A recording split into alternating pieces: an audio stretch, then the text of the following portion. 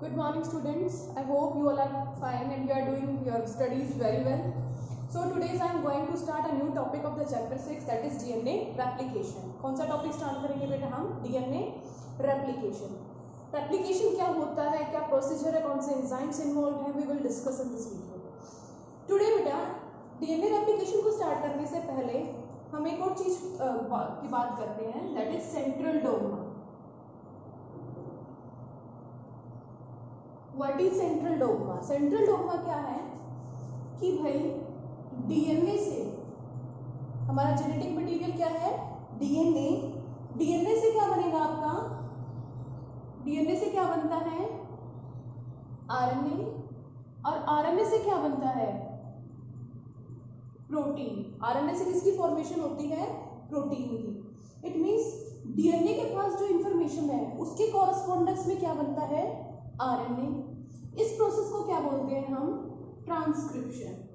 क्या बोलेंगे बेटा इसको? ट्रांसक्रिप्शन. देन आरएनए से क्या बनते हैं? प्रोटीन. मींस जैसे जो डीएनए के पास इंफॉर्मेशन थी वैसा आरएनए बना. जो आरएनए था उससे क्या बन रहा है? उसी इंफॉर्मेशन के रिगार्डिंग क्या बन रहा है? वहां पे प्रोटीन बन रहा है. इस प्रोसेस को क्या बोलते हैं? ट्रांसलेशन. क्या बोलते हैं बेटा? ट्रांसलेशन. और कुछ सिचुएशंस ऐसी हैं जब डीएनए अपनी ही कॉपी जनरेट करता है. क्या है? डीएनए अपनी ही कॉपी बनाता है, मतलब डीएनए अपने आप की कॉपी बना रहा है. उस प्रोसेस को क्या बोलते हैं? दैट इज रेप्लिकेशन, जो आज का हमारा टॉपिक है. ठीक है. तो डीएनए से क्या बना? आरएनए. आरएनए से क्या बना बेटा? Protein. This is central dogma. ठीक है. इसी के बेसिस पे हमारी सेल्स के अंदर सब कुछ सारे टाइप के प्रोटीन्स बन रहे हैं और वो डिफरेंट फंक्शंस को परफॉर्म कर रहे हैं. Is that clear to you? ठीक है. तो इसलिए इसको क्या बोलते हैं? Central dogma. किसने दिया था central dogma? Watson and Crick ने डीएनए का डबल हेलिकल स्ट्रक्चर दिया था. सेंट्रल डोग्मा उसी क्रिक ने दिया था. Central dogma was given by Crick. ये बात आपको क्लियर है? ठीक है. अब आ जाओ बेटा डीएनए रेप्लिकेशन पे. देखो क्यों होती है डीएनए रेप्लिकेशन? क्या है DNA replication? DNA replication, replica मतलब क्या है? डीएनए अपनी कॉपी जनरेट करता है. क्या करता है बेटा? डीएनए अपनी कॉपी जनरेट करता है. देखो मान लो दिस इज अ सेल. ठीक है. अगर ये यूकैरियोटिक सेल है तो यहाँ पे क्या है? न्यूक्लियस. न्यूक्लियस में से क्या प्रेजेंट है इसके अंदर? क्रोमेटिन. और क्रोमेटिन जब सेल्स को डिवाइड करना होता है, when cell go to divide, जब उसे क्या करना है? डिवाइड करना है तो ये क्रोमेटिन क्या बना लेते हैं? क्रोमोसोम्स. लास्ट चैप्टर में हमने पढ़ा ना कि क्रोमेटिन क्या बना लेंगे? क्रोमोसोम्स. और इन क्रोमोसोम्स के अंदर क्या है? जीन्स प्रेजेंट है. यहाँ पे क्या है? जीन्स प्रेजेंट है. जीन्स किसके बने हुए हैं? डीएनए के. मान लो ये क्या है? It is a gene. Gene क्या है? A functional segment of DNA that can produce RNA. और उस आरएनए से क्या बन जाएगा बेटा? प्रोटीन. उसको हम क्या बोलते हैं? जीन. ये बातें मैं आपको पहले भी बता चुकी हूँ, अब भी बता रही हूँ. तो जीन क्या है? अब कौन से सेल में कौन सा जीन एक्सप्रेस हो रहा है, ठीक है, तो उस वही प्रोटीन बनेगा वहां पे. आपकी जितनी भी बॉडी की सेल्स हैं, कैसे बनी आपकी बॉडी? कहाँ से स्टार्ट हुई? जब एक ओवम जिसके पास 23 क्रोमोसोम थे, ठीक है, उसके पास कौन आता है? Sperm. This is the sperm. Sperm के पास भी कितने क्रोमोसोम है बेटा? 23 क्रोमोसोम. ये मदर से आया, ये फादर से आया. सभी के साथ ऐसा हुआ है, सभी ऐसे बने हुए हैं. तो फादर से स्पर्म आए, मदर से ओवम आए, फ्यूजन हो गया और एक स्ट्रक्चर बन गया, single cell structure, that is zygote. क्या बन गया बेटा? जाइगोट. अब जाइगोट से आप किससे बने हुए हो? एक सिंगल सेल से अराइज हो रखे हो. यही जाइगोट फर्दर डिवाइड करता है और बहुत सारी सेल्स बना देता है हमारी बॉडी की. इस जाइगोट में क्या होती है? डिविजन्स होती है और बहुत सारी सेल्स बन जाती हैं. तो ये डिविजन्स कौन सी डिविजन्स होएगी? माइटोसिस होती है. यहाँ पे माइटोसिस होएगी और आपकी सभी जितनी भी आपकी बॉडी की सेल्स हैं सबके पास कितने नंबर ऑफ क्रोमोसोम्स होंगे? 46. कितने क्रोमोसोम्स होंगे बेटा? 46. आपकी बॉडी में बिलियंस ऑफ सेल्स प्रेजेंट है ना, तो सबके पास 46 क्रोमोसोम्स प्रेजेंट है. और सबके पास सेम टाइप ऑफ डीएनए है, each and every cell has same kind of DNA. आपकी बॉडी की जितनी भी सेल है सबके पास क्या है, सेम टाइप ऑफ डीएनए है, ठीक है।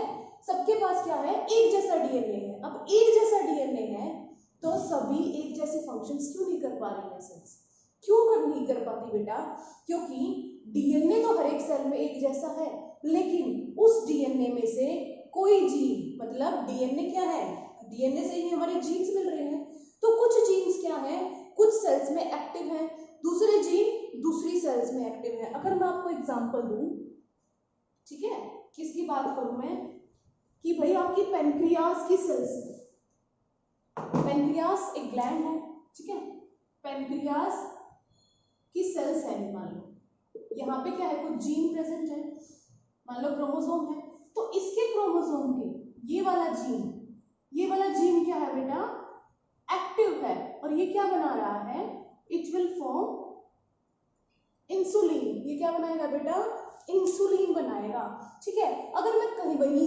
दूसरी सेल्स की बात करूं, मान लो मैं किसकी बात करूं, कोई भी ग्लैंड ले लो, एड्रेनल ग्लैंड ले लो, हमारी किडनी के ऊपर होती है ना ऐसे, एड्रेनल ग्लैंड ले लो। अब एड्रेनल ग्लैंड की भी सेल्स है, अब ये सेल्स तो इंसुलिन नहीं बना पा रही, क्योंकि इस सेल्स के जो न्यूक्लियस में ये जो जीन है वो कैसा है, इनएक्टिव है, ठीक है। तो किस सेल में किस टाइप का प्रोटीन बनेगा वो कौन डिसाइड करता है, वहां के जीन्स डिसाइड करते हैं, ठीक है। तो जीन क्या है, एक्चुअली में डीएनए है, तो डीएनए के पास ही सारी इंफॉर्मेशन है बेटा कि कौन सी सेल में किस टाइप के प्रोटीन्स की प्रोडक्शन होगी और वो कैसा फंक्शन करेगी। ये बात आई समझ। आपसे कोई भी क्वेश्चन पूछे कि भाई आपकी बॉडी की सेल्स में क्या जेनेटिक मटेरियल, क्या डीएनए हर एक सेल का सेम है, हाँ हमारी हर एक सेल का डीएनए क्या है, सेम है। ये बात आई आपको समझ, ठीक है। अब बात करते हैं कि रेप्लिकेशन क्या है। रेप्लिकेशन क्या है बेटा, कि मैंने बात की कि जैसे जाइगोट सिंगल सेल था, जाइगोट ने डिवाइड करके पहले दो सेल्स बनाई, एक ये सेल बनाई, एक ये सेल बनाई, ठीक है। तो इसको ये जेनेटिक मटेरियल मींस ये जो यहाँ पे कंटेंट था न्यूक्लियस में, क्रोमोसोम्स थे, यहाँ भी देने थे और यहाँ भी देने थे, तभी तो इन्फॉर्मेशन बराबर जाएगी। हम कह रहे हैं सबकी हर एक सेल में, हमारी सेल में डीएनए सेम है, तो यहाँ भी डीएनए बराबर जाना चाहिए और यहाँ पे भी डीएनए बराबर जाना चाहिए। तो यहाँ पे फिर क्या करता है सेल क्या करता है, डिवाइड करने से पहले अपने डीएनए की क्या बना लेता है, कॉपी बना लेता है, और उस कॉपी बनाने वाले प्रोसेस को हम क्या बोलते हैं, रेप्लिका। क्या बोलेंगे बेटा उसको, replica, that is DNA replication. कि भाई डीएनए ने क्या कर ली है, अपनी कॉपी जनरेट कर ली है, एक तो यहाँ आ जाएगा और एक यहाँ जा जाएगा, this is known as the DNA replication.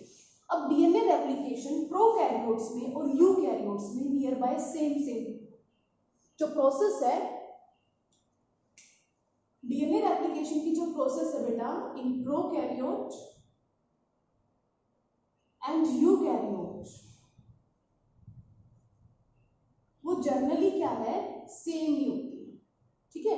जो प्रोसेस है डीएनए रेप्लिकेशन की, it's same in prokaryotic and eukaryote. थोड़े बहुत डिफरेंसेस हैं जो आपके एनसीईआरटी ने आपको मेंशन नहीं किए हैं, आपको क्या है, प्रोकैरियोट में ही पढ़ना है, ठीक है। आपको किसका पढ़ना है, प्रोकैरियोट का।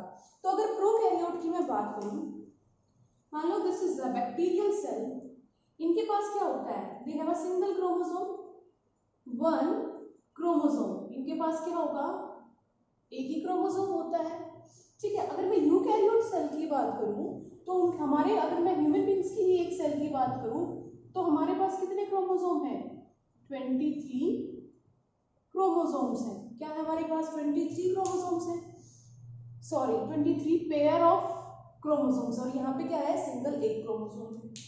तो as compare to eukaryote, DNA replication prokaryote में क्या हो जाएगी बेटा, जल्दी हो जाएगी, क्योंकि इन्हें तो एक ही क्रोमोसोम की कॉपी बनानी है और यहाँ पे बहुत सारे क्रोमोसोम्स की कॉपी बननी है, तो यहाँ पे टाइम क्या लगता है, ज्यादा। इट मींस थोड़ी सी ये यूकैरियोट्स में प्रोसेस क्या है, कॉम्प्लेक्स है as compare to prokaryote, but हमें किसका पढ़ना है, ऑफ प्रोकैरियोट की कैसे करते हैं।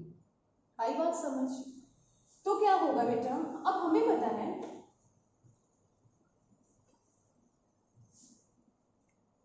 डीएनए यूकैरियोट्स में से डीएनए लीनियर डीएनए होता है, कैसे डीएनए होता है बेटा, लीनियर। यूकैरियोट्स की सेल्स में डीएनए कैसा है, लीनियर, ऐसे। यहाँ पे क्या है, ये बेस पेयर्स मींस ए है तो टी के साथ पेयर करेगा, जी है तो सी के साथ, वही लेटर की तरह, ठीक है, A T T T A G C A T, कुछ भी मान लो तो यहाँ पे इसके कॉम्प्लीमेंट्री आ जाएगा। पढ़ चुके हैं ना हम डीएनए का स्ट्रक्चर, लेकिन प्रोकैरियोट में डीएनए कैसा होता है बेटा, सर्कुलर। कैसा डीएनए होएगा प्रोकैरियोट में, सर्कुलर डीएनए होएगा, ठीक है। तो हमें जो यहाँ पे रेप्लिकेशन पढ़नी है वो इस सर्कुलर डीएनए की पढ़नी है कि यहाँ पे एक्चुअली में कैसे डीएनए रेप्लिकेशन हो रही है। DNA means replication means DNA की कॉपी जनरेट करना। तो बेटा आप बात करते हैं, अब आ जाओ डीएनए रेप्लिकेशन पे, ठीक है। ये क्या है, होना क्या है डीएनए रेप्लिकेशन में, ये स्ट्रैंड है, हम सीधा ऐसा दिखाएंगे, ये एक स्ट्रैंड है, ठीक है। ये डीएनए का स्ट्रैंड है, मींस एक स्ट्रैंड कैसा होगा बेटा, 5 प्राइम टू 3 प्राइम, और दूसरा क्या होगा 3 प्राइम टू 5 प्राइम, ठीक है। होता क्या है, इस स्ट्रैंड के लिए ये दोनों कैसे थे, ये आपस में ऐसे बॉन्डेड हैं, क्या है, ये आपस में जुड़े हुए हैं हाइड्रोजन बॉन्ड्स के थ्रू, इनके नाइट्रोजन बेसिस, ठीक है। मान लो इसका ये नाइट्रोजन बेसिस यहाँ पे A T T A G C G A T ऐसे, तो यहाँ पे कैसे होगा, एडेनिन के साथ कौन पेयर करता है, थाइमिन, थाइमिन के साथ adenine, thymine, cytosine, guanine, adenine, thymine, thymine and adenine. इस तरीके से क्या है, ये डीएनए प्रेजेंट है। अब हम इसकी कॉपी बनाएंगे, तो जब कॉपी बनती है तो पहले क्या होता है, ये सेपरेट होती है, ये दोनों स्ट्रैंड क्या हो जाएंगे, सेपरेट हो जाएंगे। ये ऊपर वाला 5 प्राइम टू 3 प्राइम ऐसे, और नीचे आ जाएगा मान लो ये 3 प्राइम टू 5 प्राइम, ठीक है। पहले ये दोनों जुड़े हुए थे, फिर क्या हो जाते हैं, अलग हो जाते हैं। ऐसे समझो, मान लो ये हस्बैंड है, ये वाला स्ट्रैंड क्या है, हस्बैंड है, और ये वाला स्ट्रैंड क्या है, वाइफ है। दोनों में क्या हो गया, डिवोर्स हो गया, दोनों में क्या हो गया बेटा, डिवोर्स हो गया। और डिवोर्स होने के बाद ये अलग, ये अलग, ये कहता है ये हस्बैंड आ गया और ये कौन आ गई, वाइफ। अब ये कहता है मैं दूसरी शादी कर लेता हूँ, ये अपनी नई वाइफ ढूंढ लेता है, मीन्स इसने क्या किया, एक अपना नया स्टैंड बना लिया। मैं नए स्टैंड को बेटा ऐसे डॉटेड दिखा रही हूँ, डॉटेड है नहीं, आपको बस पता चल जाए ये नया स्टैंड बना है। तो इसके अगेंस्ट क्या आ गया, नया स्टैंड आ गया, तो इसकी पोलैरिटी क्या होगी बेटा, 3 प्राइम टू 5 प्राइम। अब ये वाइफ नया हस्बैंड ढूंढ लेती है लाइक दिस, ठीक है। ये क्या हो जाएगा 5 प्राइम टू 3 प्राइम। ये एक स्ट्रैंड था, ये क्या हो जाएगी, डीएनए की रेप्लिकेशन हो जाएगी, और कॉपी बनने के बाद ये 2 बन जाएगी। एक डीएनए था ना, तो डीएनए से क्या, एक से क्या बन गए बेटा, 2 बन गए, ठीक है। ये क्या हो जाएगा, इसकी न्यू वाइफ, और ये क्या हो गया, इस वाइफ का न्यू हस्बैंड, ठीक है। अब यहां से आप एक बात समझनी है सिर्फ कि भाई जो पुराने वाला स्ट्रैंड है, जो ओल्ड हमारा डीएनए का स्ट्रैंड है, एक स्ट्रैंड तो यू का यू है, यहाँ पे भी और यहाँ पे भी पुराने जैसा है, और उन्हीं के कॉम्प्लीमेंट्री क्या आ गए हैं, नए स्ट्रैंड आ गए हैं, नए डीएनए का पोर्शन आ गया है यहाँ पे और यहाँ पे। इसीलिए डीएनए रेप्लिकेशन को क्या बोलते हैं, सेमी कंजर्वेटिव, ठीक है। डीएनए रेप्लिकेशन क्या है, सेमी कंजर्वेटिव इन नेचर, ठीक है। सेमी कंजर्वेटिव इन नेचर होने का क्या मतलब है बेटा, semi means half, conserve means बचा के रखना, कि आधी इंफॉर्मेशन तो वैसी की वैसी है और आधी क्या आ गई है, नहीं आ गई है, सेमी कंजर्व। देखो ये हस्बैंड, ये पुरानी इंफॉर्मेशन है यू की, ये वाइफ, ये वही स्ट्रैंड है, लेकिन इनके रिगार्डिंग क्या आ गए हैं, नए स्ट्रैंड आ गए हैं। इसलिए डीएनए रेप्लिकेशन को क्या बोलते हैं, सेमी कंजर्वेटिव। क्या बोलेंगे बेटा, डीएनए इज सेमी कंजर्वेटिव। इसको प्रूव करने के लिए एक एक्सपेरिमेंट गिवन है आपकी एनसीईआरटी में, मीजल्सन एंड स्टॉल एक्सपेरिमेंट, जिसको मैं बाद में करवाऊंगी। अभी हम डीएनए रेप्लिकेशन को समझेंगे, ठीक है। तो इसको मीजल्सन स्टॉल एक्सपेरिमेंट को डीएनए रेप्लिकेशन करने के बाद हम समझेंगे। सो ये आपको ये समझ आया कि व्हाट इज सेमी कंजर्वेटिव, कि एक स्ट्रैंड के पास न्यू इंफॉर्मेशन है, लेकिन इनके कॉम्प्लीमेंट्री नए स्ट्रैंड्स आ गए हैं, तो जो डीएनए रेप्लिकेशन है वो कैसी है, semi conservative in nature. I hope आपको ये बात समझ आई। अब क्या है बेटा, डीएनए रेप्लिकेशन करने के लिए ना हमें सिंगल स्ट्रैंड चाहिए। कैसा स्ट्रैंड चाहिए, सिंगल स्ट्रैंड। लेकिन हमारे पास तो कैसा स्ट्रैंड है, डबल स्ट्रैंड है। कैसा स्ट्रैंड है बेटा हमारे पास। अब मैं हर बार ये ए और टी नहीं लिखूंगी, इसका मतलब क्या है, यहाँ पे बेस पेयर्स ऑलरेडी क्या है आपके प्रेजेंट है। ये 5 प्राइम टू 3 प्राइम एंड ये 3 प्राइम टू 5 प्राइम। ठीक है, क्लियर है ये बात आपको। तो होगा क्या बेटा कि भाई डीएनए में कुछ ऐसा पोर्शन होता है, डीएनए में कुछ ऐसा पोर्शन होगा, ये जो डीएनए की सेगमेंट है यहाँ पे कुछ ऐसा पोर्शन होगा जहाँ पे thymine thymine adenine adenine thymine ये वाली सीक्वेंस ज्यादा होगी। अब देखो जिधर टी है, मान लो ये टी है, यहाँ पे, यहाँ नहीं, हमें यहाँ दिखाना था। यहाँ पे क्या है बेटा, एडेनिन एडेनिन थाइमिन थाइमिन, ये वाला रीजन। थाइमिन के साथ कौन पेयर करेगा, ए, एडेनिन के साथ थाइमिन, एडेनिन के साथ थाइमिन, थाइमिन के साथ एडेनिन, थाइमिन के साथ एडेनिन। में जहाँ पे टी और ए ज्यादा होंगे, तो टी और ए में कौन सा बॉन्ड होता है हाइड्रोजन का, डबल बॉन्ड। कौन सा बॉन्ड होता है बेटा, डबल बॉन्ड। अगर एज कंपेयर टू जी और सी, यहाँ पे कौन सा बॉन्ड होता है, ट्रिपल बॉन्ड। तो डीएनए यहाँ पे सेल के न्यूक्लियस में कुछ ऐसे एंजाइम, कुछ ऐसे प्रोटीन है जो इस वाले रीजन को ढूंढते हैं जहाँ पे डबल बॉन्ड हो। मतलब किसको ढूंढ रहे हो, जहाँ पे थाइमिन और एडेनिन क्या हो, ज्यादा हो। ये काम कौन करता है, डीएनए ए प्रोटीन। कौन करता है बेटा ये, डीएनए ए प्रोटीन। डीएनए ए प्रोटीन इस वाली जगह को जाके ढूंढता है और ढूंढने के बाद यहां से रेप्लिकेशन स्टार्ट करवा देगा। इस पॉइंट से क्या करवाएगा, रेप्लिकेशन स्टार्ट करवाएगा। कैसे करवाएगा, ये इसके इन हाइड्रोजन बॉन्ड को तोड़ देता है। क्या कर देगा, इन हाइड्रोजन बॉन्ड को इन्होंने तोड़ दिया। हाइड्रोजन बॉन्ड टूट गए तो ये क्या है, दूर दूर आने लग जाएंगे। मीन्स जो ये स्ट्रैंड ऐसे था, पास था, ये स्ट्रक्चर कैसा बन जाएगा, लाइक दिस। डीएनए ए ने क्या किया, ठीक है, ये स्ट्रक्चर ऐसे बन गई, ये बेस पेयर्स इधर आ गए। ठीक है, तो जहां पे ये स्ट्रक्चर बनता है, मतलब जहां से डीएनए रेप्लिकेशन की स्टार्टिंग होगी, इस पॉइंट को क्या बोलते हैं बेटा, ओरिजिन ऑफ रेप्लिकेशन। क्या बोलेंगे, ओरिजिन ऑफ रेप्लिकेशन की यहां से रेप्लिकेशन स्टार्ट होएगी। क्या होगी, यहां से रेप्लिकेशन स्टार्ट होती है। ओराई, और इनको क्या बोलते हैं, ओराई सीक्वेंस। बैक्टीरिया के अंदर या प्रोकैरियोट के अंदर एक सिंगल ओराई होती है। क्या होती है बेटा, एक ही ओरिजिन ऑफ रेप्लिकेशन। लेकिन यूकैरियोट में तो बहुत सारे क्रोमोसोम हैं, तो बहुत सारी क्या होंगी, ओरिजिन ऑफ रेप्लिकेशन होगी। लेकिन एक प्रोकैरियोट में सिंगल ओरिजिन ऑफ रेप्लिकेशन होगा, ये याद रखना। ठीक है, तो ये क्या हो गए, दूर दूर हो गया, किसकी वजह से, ये किसने किया, डीएनए ए प्रोटीन ने किया ऐसा। ठीक है, इसको क्या बोलते हैं, जो स्ट्रक्चर ऐसे बन जाता है ना, इसको क्या बोलते हैं, रेप्लिकेशन बबल। क्या बोलते हैं बेटा इसको, रेप्लिकेशन बबल की, एक बबल की फॉर्मेशन हो गई। ठीक है, अब ये बबल, अब ये एडेनिन थाइमिन ही तो है, फिर से एक दूसरे को अट्रैक्ट करने की कोशिश करेंगे। ठीक है, फिर से बॉन्ड बनाने की कोशिश करेंगे। तो एक प्रोटीन आता है, आपके एनसीईआरटी में गिवन नहीं है लेकिन नोट डाउन कर लो, एक प्रोटीन आता है जो इसके साथ यहाँ पे चिपक जाएगा।